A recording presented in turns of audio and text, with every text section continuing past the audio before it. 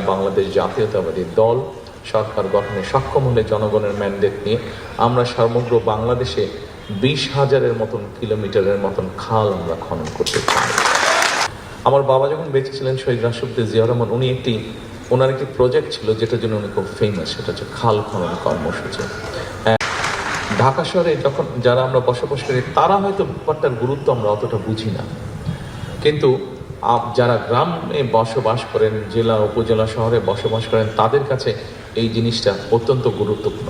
তবে আমার মনে হয় বিগত কয়েক বছরে 10-15 বছরে আমার ধারণা এখন ঢাকা শহরে আমরা যারা বসবাস করি, ঢাকা শহরে যারা অধিবাসী আমরা, তারাও বোধহয় খাল খননের প্রয়োজনীয়তা অনুভব করছি আমরা। কারণ ঢাকা শহরে আমরা বিভিন্ন খালগুলো ভরাট হয়ে যাবার ফলে কি সমস্যা হচ্ছে, এটা আমরা ঢাকা শহরে প্রায় 3 কোটি মানুষ বাস করছি, প্রত্যেকেই কোনো না কোনোভাবে এটার পেইনটা আমরা বুঝতে পারছি।